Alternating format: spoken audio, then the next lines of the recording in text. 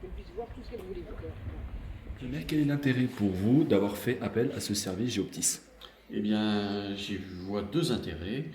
D'une part, c'est que l'état de notre voirie, on n'est pas forcément, même si les conseillers sont souvent bien au fait de leur environnement immédiat, on a besoin quand même d'une analyse un petit peu fine de notre voirie, de l'état de notre voirie communale.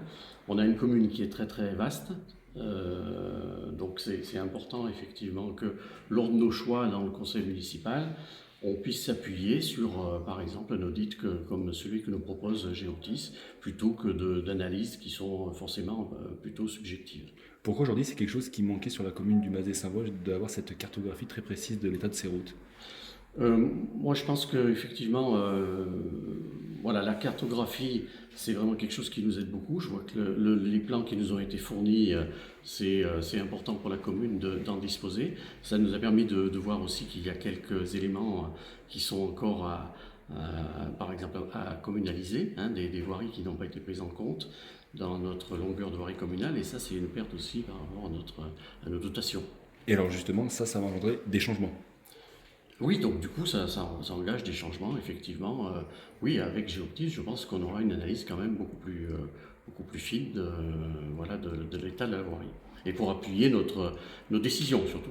Alors justement, est-ce qu'il y a un plan des travaux entre guillemets de la voirie qui va se succéder, qui va s'enchaîner avec justement l'intervention après de Géoptis? Oui, parce que toutes les années, si vous voulez, on a un budget communal qui est consacré à la voirie, que ce soit le revêtement, mais ça peut être aussi de l'entretien. Donc toutes les années, on a 150 000 euros environ qui sont consacrés dans le budget communal pour rénover notre voirie.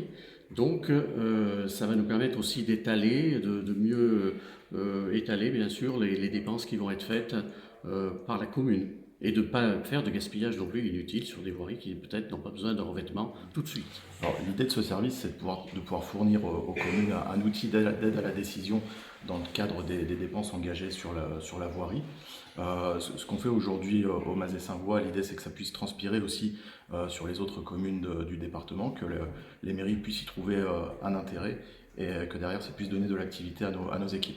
Et alors justement, quelles sont un petit peu les communes cibles entre guillemets? Est-ce que toutes les communes sont ciblées ou est-ce que c'est plus sur les petites, les moyennes, les plus importantes? Non, il n'y a pas de commune particulièrement ciblée. On est sur un territoire qui reste malgré tout assez rural, où, comme Monsieur le maire l'expliquait, la difficulté est de pouvoir avoir une vision très, très précise sur l'intégralité de leur territoire. Nous, c'est là qu'on peut apporter notre expertise et notre appui, quoi. Justement, comment ça marche? Comment ça se passe pour justement ce Géoptis? C'est donc le facteur, quand il fait sa tournée, comment ça se passe?